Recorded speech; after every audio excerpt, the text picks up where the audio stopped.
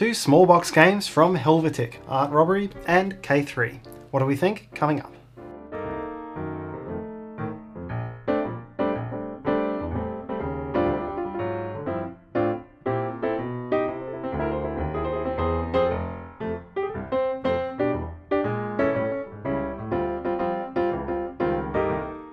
Hi, it's Tarrant. And Stella from Meeple University.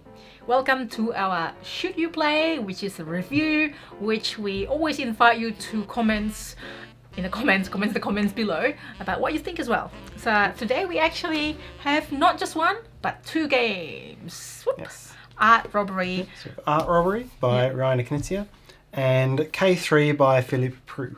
Yeah. And these are both published by Helvetiq. Yes, let's start with K3, shall we? Sure. So they're both small box games and they both well, it's pretty quick setup, quick play, playtime. Yep. So K3 is a Himalayan mountain. So make noise and then I'll talk. Mm-hmm. Yep. So it's a Himalayan mountain, and as you can see on the box here, this is a stacking game, but it's not a dexterity stacking game. It's not strategy stacking game. Yes, and it's not real time as well. Yep. So 2 to 4 players. At the start of the game, you'll all take some of these hexagon pieces. Am I on the camera? Yes. Yep. And you'll stack your own little mini pyramids. So at 2 players, it's a 6 base pyramid. Yes. There's actually some restrictions on these cream-coloured pieces and white pieces, but I'm just sort of dodging around that at the moment. Yep. And so each of us will have this pyramid, and then in the middle there will be a row of 9. And the row of 9 is the start of the K3. Which is the common area. Yes. And let's finish building that. Yep. So once we've seen this common area, that's when we build our pyramid from the pieces that we've got. So you actually want to build, a lot of the game happens at the start when you're building your own pyramid into a strategy. Into your strategy, because basically on each turn you're going to take one of your pieces that is fully available from the top. So at the start of the game it's only your top piece, and then you have to put it onto somewhere on this pyramid. It's got to be on top of at least one piece of its color, and if it's on top of 2 pieces of its color, you get a penalty, and your opponent gets to basically steal one of your pieces, put it next to their own pyramid, and then in addition to whatever on top of their pyramid, they've also got your free ones to pick from. And so that's really the primary rules of the game. These natural coloured pieces are wild for the purposes of... I gave up building up my block. So natural coloured pieces are wild for the purposes of where they're placed and what goes on top of them. And if you've got a white piece visible, you can simply put the white piece aside instead of adding something to K3 on your turn. So you basically get to miss your turn. Yeah. And this is one of those games where you're trying to drive your opponent into a position where they can't take a move. So you've got to look at your opponent's pyramid, look at what colours they would need to place it down, and try to block it. Try to block them. Yeah. And at 2 players, whoever can't play first loses. At 3 or 4 players, when you can't play, you're out, and whoever's the last one to be able to take a turn. It's such a smart system. This is all the game components, just the pieces. There's a bag as well that you can pick out of the box if you need to. Yeah, it's quite surprising. I mean, it's just pieces. What can you do? It's whoever that did it. Well, we know whoever that did it. Is very creative. From these pieces that you can create such simple rules, you can create such deep strategy where 2 players or more can play this, and very interactive as well, not just like you looking at this. So you have to look at, there's no options, you have to look at your opponents, try to block them, because that's it. Whoever the last one standing wins the game.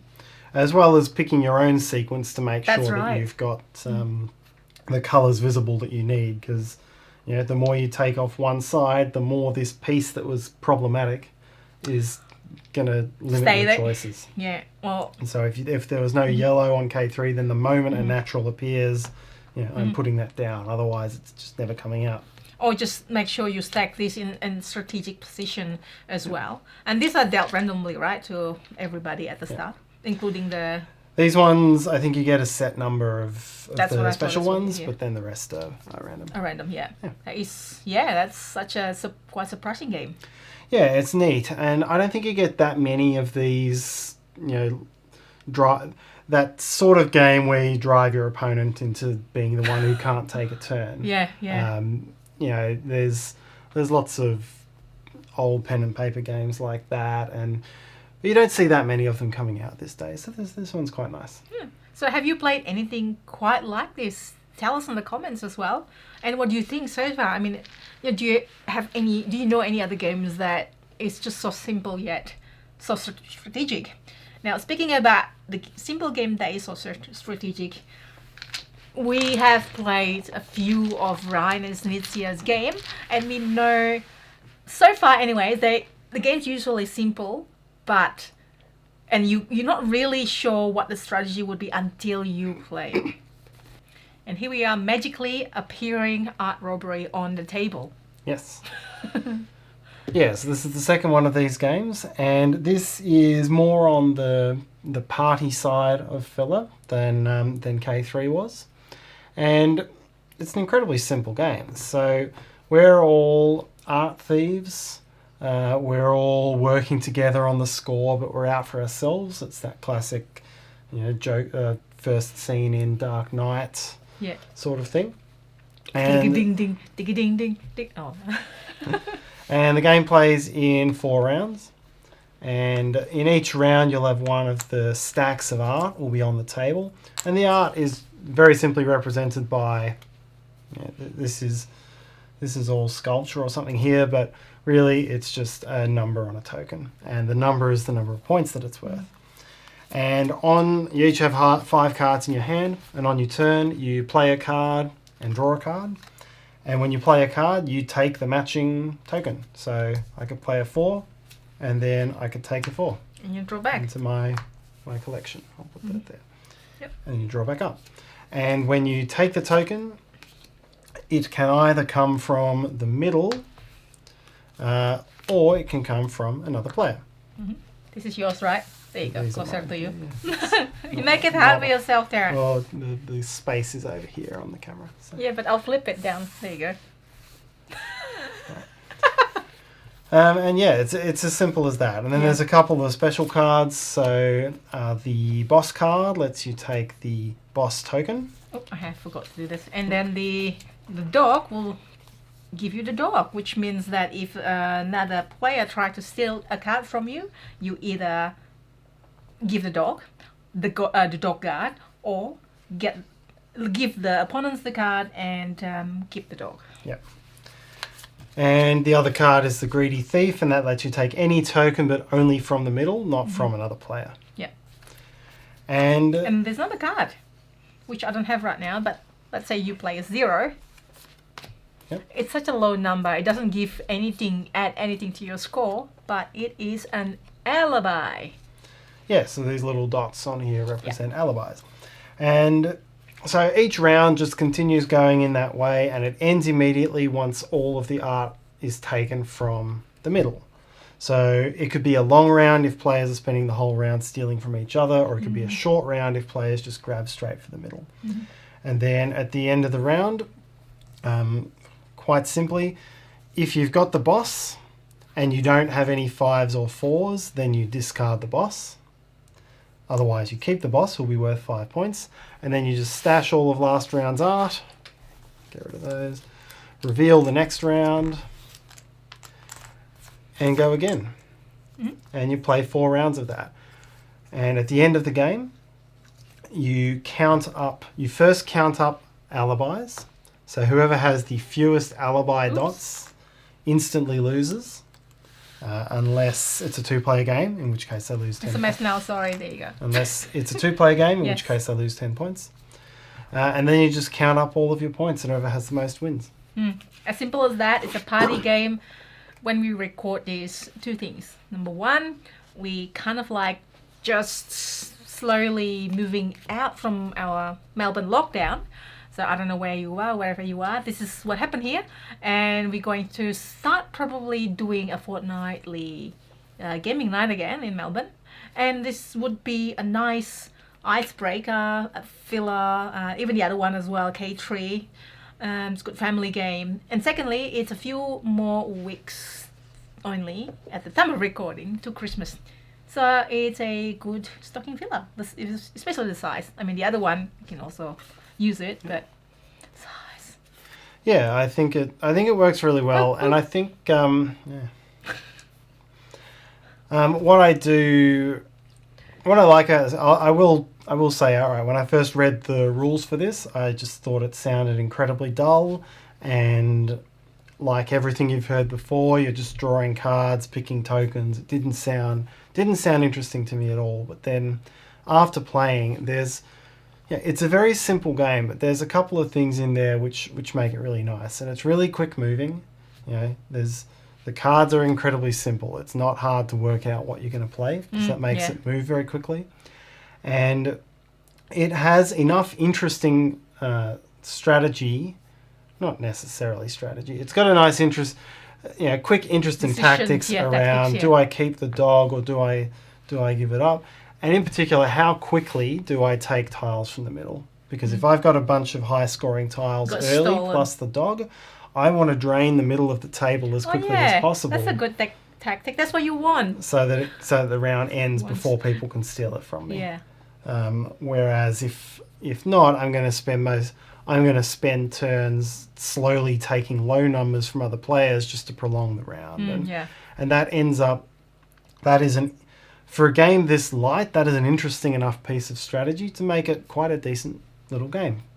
Yeah, I totally agree. I can't wait to play this with higher numbers of people when we play with other people again. And the other one as well. They're both a family game. This is a simple strategy for families as well. Yeah, simple strategy, simple pieces. Educational to some extent as well. It, yeah. I mentioned some of the earlier games that sort of reminds me of. It also has a bit of a, even though it's not a solitaire game, it has the feel of some of those old Windows package solitaire things where you're like trying to, like the pyramid of cards, and you're trying to make combos to empty the pyramid. Where you play against Ziggurat. Is that Ziggurat? I think that one's just a solo game, but it's kind of like, you're trying to not find yourself in a position where you can't move, and it's a nice little strategy. I swear there is a game that is like that where you need to keep moving, otherwise you stop. I think it was a window game. I can't remember what it's called. Yeah. What is it? Is that the card game? There's a few cards. Like making a pyramid, yeah? Yeah, that one. There was... What is it called? Pyramid, and there was Tri-Peaks, and there was a few different versions. So it's got that sort of vibe. I remember playing that when... so this is showing my age totally. You have that DOS. Is that DOS? Pretty sure it's DOS page. Like that floppy disk that's like so skinny. And then you put it like it's like this size, and then turn to this size but a bit thicker. Yeah. Was it that one? With the hard case, yeah. Oh, yeah, with the hard, not so hard. But, oh my gosh. Do you still have those? I don't have any, no. Okay, yeah, I don't either. But we watched a series recently with like, how big is it? I'm pretty sure it's like this big, no? Yeah, it was the old 80 kilobyte. It's not that big. It's like, it's about that big, the old 80 kilobyte. No, I didn't have that one. I feel like... No, you would have had the 5 1/4. Oh, okay. But still thin, though. Still thin, still flexible. But it's so, like, it's so fragile as well. I tried to keep it safe, but then it's like you can't bend it, you can't... And then some reason I put it in not so good place, and it's got some mold. I was like, what? It's got mold. Like, no way hard drive will have some mold, right? I mean... Shouldn't do. Anyways. Anyway, we've gone off topic there a little bit. We always off topic because it's still a thematic. This is what we're talking about. Yes, the K3. Like, don't stop. Like, make sure you keep having a turn. I do like that mechanic. I wish that there are other games, simple games obviously, that has this mechanic. And tell us actually in the comments if you know a game that is like that. It could be solo, it could be like playing against other players. I think in both cases that would work well, I reckon. Yeah, and then Reiner Knizia, That's usually typically his style. Simple game, deeper strategy, things that you don't really think of until you actually play it, right? Indeed, yeah. So I would recommend both of these. I think they are obviously on the lighter side, but they're small box. They would do well in those sorts of collections, family collections, Even traveling. experience collections that need some fillers, and meetup collections as well. Absolutely. And that is it. Hopefully this video has been helpful. Hopefully you find something. Hopefully you tell us what you think of this as well in the comments below. We do videos like this for review or should you play, live playthrough on the weekend and Thursday evening US time, how to play, and my short and sweet, and so on.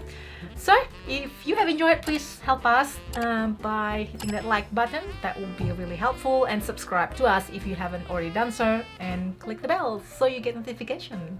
I'm also on Instagram, so find me there as well, and hopefully we will see you next time. Bye. Right.